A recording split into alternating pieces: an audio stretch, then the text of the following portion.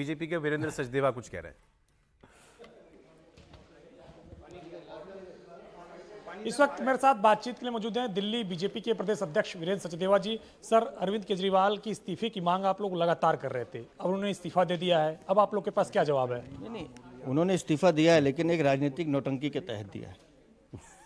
वो घोषणा कर रहे हैं कि नवंबर में चुनाव होने चाहिए, तो मैं अरविंद केजरीवाल को सलाह देता हूँ, फिर तुम्हारे इस्तीफे से काम नहीं चलेगा। पूरी का पूरा मंत्रिमंडल इस्तीफा दे, नए चुनाव की घोषणा हो जाए, दिल्ली की जनता फैसला कर देगी। आप कह रहे हैं ना कि दिल्ली की जनता फैसला करे। दिल्ली की जनता ने तो 3 महीने पहले आपको वर्डिक्ट दिया, तब भी आप सड़कों पे घूम रहे थे और आप कह रहे थे कि मुझे वोट दो, मुझे जेल नहीं जाना पड़ेगा। दिल्ली की जनता ने वोट नहीं दिए, आपको जेल भेजा। तो आज भी दिल्ली की जनता इस भ्रष्टाचारी सरकार से मुक्ति चाहती है। दिल्ली की अरविंद केजरीवाल सरकार ने दिल्ली के हर विभाग में भ्रष्टाचार किया, ये बात दिल्ली की जनता जानती है और वो अपना मन बना चुकी है। तो अरविंद केजरीवाल आप राजनीतिक नौटंकी ना करें। और फिर 48 घंटे किस लिए चाहिए? 48 घंटे में क्या करना है? माता सुनीता के लिए कोई माहौल बनाना है या विधायकों की खरीद फरोख्त करनी है क्योंकि आपस में गुटबाजी बहुत है, या फाइलें सेटल करनी है, माल बटोरना है? अगर अरविंद केजरीवाल को लगता है कि चुनाव नवंबर में होने चाहिए, तुरंत पूरा का पूरा मंत्रिमंडल इस्तीफा दे और हो जाए चुनाव। दिल्ली की जनता कर देगी फैसला। सर, क्या बीजेपी इसके लिए तैयार है कि अगर वो नवंबर में चुनाव कराते हैं तो आप लोग की पूरी तैयारी है? हम तो कह रहे हैं आपसे, दिल्ली की जनता आम आदमी पार्टी की सरकार से मुक्ति चाहती है, इस भ्रष्टाचारी सरकार से निजात चाहती है। तो जितने जल्दी चुनाव हो जाएंगे उतनी जल्दी इनसे मुक्ति मिल जाएगी।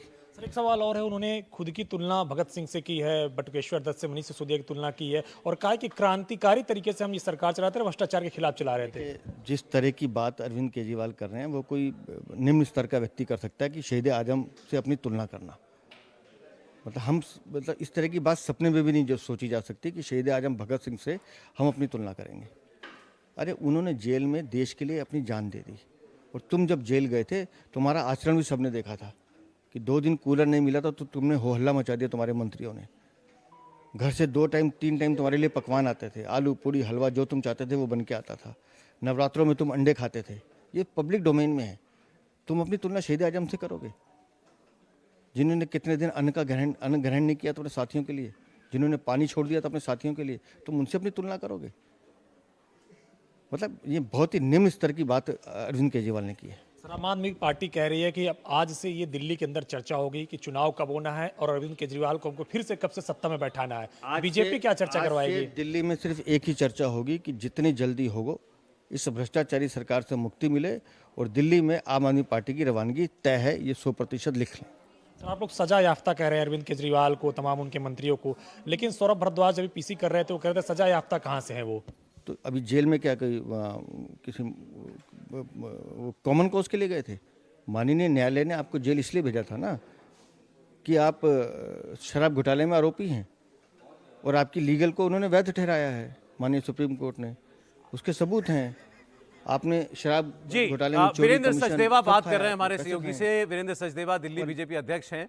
वो बीजेपी यही बात बार बार कह रही है कि लोकसभा चुनाव में यही अरविंद केजरीवाल यही आर्गुमेंट लेकर के आए थे, हमको वोट दो वरना हमको जेल जाना पड़ेगा, हमारे ऊपर तोहमत लगाई, ये झूठा इल्जाम लगाया, लेकिन जनता ने वोट नहीं दिया, एक भी सीट दिल्ली में जीते नहीं। वो बात वो दोबारा कह रहे हैं उन्होंने। लेकिन वो अभी बीजेपी अब ये कितना दिल्ली की जनता को समझा पाती है, याद करा पाती है, असली बात तो ये है ना विजय जी। अच्छा बताया आपने, ये अध्यक्ष है भारतीय जनता पार्टी के आजकल दिल्ली के। ठीक है, तो वो उनको याद दिलाना है। तो काफी टाइम अभी तो 2 चीजें याद दिलानी है उनको कि भाई वो पार्टी के राष्ट्रीय प्रदेश अध्यक्ष हैं और फिर पार्टी कुछ करने वाली है। तो अभी मैंने थोड़ा सा गलती से बोल दिया था कि केजरीवाल साहब के इस पूरे कदम के बाद भारतीय जनता पार्टी के लिए मुश्किल होगी, तो अवधेश जी नाराज हो गए थे कि मुश्किल तो बहुत हल्का शब्द है। अच्छा, तो 5 महीने वो आदमी जेल में रह लिया, आप ये भी काफी नहीं बीजेपी के लिए? इसके बाद भी बीजेपी मुश्किल में? मुश्किल शब्द उन्होंने हल्का बताया। अच्छा, ये मैं कह रहा हूँ। हर्ष जी बता सकते हैं, हर्ष जी दिल्ली को बहुत देखते हैं। नहीं, मुझे लगता है देखिए दिल्ली का पॉलिटिकल लैंडस्केप नहीं बदला। एक्चुअली असल मुश्किल यही है और हम लोग 10-12 साल सोच रहे थे, तब तक समीर जी ने याद दिलाया कि शीला जी 15 साल 25 साल हो गए सर, और 10 साल पूरे होने जा रहे हैं और 1 साल 1.5 साल और वो मान लीजिए जो 13 वाली सरकार थी, तो कुल मिला के करीब 26 वर्षों से अधिक हो चुका है भारतीय जनता पार्टी दिल्ली में, जहां जनसंघ के समय 1998 जहां जनसंघ के समय सबसे पहले भारतीय जनता पार्टी जब मेयर वाली व्यवस्था थी तो उसमें पार्षद यहां से मजबूती से जीतते थे। सबसे ज्यादा लोग यहां से जब दिल्ली की रैली होती थी तो दिल्ली में ही थे, तो दिल्ली में ताकतवर हुआ करती थी। देश भर में जब कहीं से नेता भेजना होता था तो यहां से भेज दिया करती थी। आज उस दिल्ली में हाल ये है कि भारतीय जनता पार्टी अपनी बात भी नहीं कह पा रही है। और मैं नहीं जानता हूं कि राजनीति का तरीका कैसा होना चाहिए, लेकिन आप सोचिए इतने बड़े दिन पर अगर बीजेपी के नेता, बीजेपी पार्टी इस बात को भी लोगों को नहीं ठीक से समझा पा रही हैं कि अरविंद केजरीवाल और उनके लोग जो बोल रहे हैं वो उलट बोल रहे हैं। जो नैतिकता के नीचे चला गया है, नैतिकता के पाताल लोक में है, वो अपने आप को नैतिकता के शिखर पर बता रहा है। अगर आप इतनी सी बात, और मैं तो कह रहा हूं ना, कम से कम आम आदमी पार्टी वालों को देखिए प्रशिक्षण वो कैसे लेते हैं, इसके लिए जानी जाती थी भारतीय जनता पार्टी। लेकिन फिर मैं कहूंगा प्रवक्ता कहां है, नेता कहां है, जनता से लड़ने वाले कहां हैं, कार्यक्रम कहां हैं? और अगर ये सब नहीं है तो आप ये उम्मीद कर रहे हैं, आप ये सवाल अभी आपने पूछा था 5 साल रहे वो जेल में, 5 महीने जेल में रहे। अरे भाई, किसी के जेल में रहने से दूसरी पार्टी नहीं खड़ी होती। पार्टी खड़ी होती है अपने नेता और अपने कार्यकर्ता से, जो संगठन की नीतियों को लेकर लड़ता है। जो लड़ता हुआ दिखेगा वो दिखेगा। यहां तो ना कांग्रेस है ना भारतीय जनता इन पार्टी। 5 महीने में बीजेपी कोई माहौल नहीं बना पाई, नहीं, कोई फायदा मतलब नहीं उठा पाई। दिल्ली की जनता, सोचिए जिन अरविंद जी के साथ दिल्ली की जनता अब नहीं खड़ी है, वरना अगर अरविंद जी का इतना प्रभाव रहा होता तो दिल्ली की जनता उनके साथ खड़ी हो जाती। भारतीय जनता पार्टी इस सिद्धांत पर सिर्फ बनी हुई है कि आज नहीं तो कल, आज नहीं तो कल हमारे साथ खड़े हो जाएंगे। अरे भाई, ना आप चेहरा दे पा रहे हो, ना आप ऑल्टरनेटिव बता पा रहे हो। दिल्ली तो आपके साथ खड़ी होती है, अभी तो 7 की 7 लोकसभा सीट दी आपको, लेकिन उसके बावजूद अगर आप लीडरशिप नहीं बना पा रहे हो, अगर आप प्रोग्राम नहीं दे पा रहे हो, अरे इतना बड़ा मुद्दा है। एक मुख्यमंत्री 5 महीने तक जेल से सरकार चला रहा है। आपको तो क्या क्या करना चाहिए था।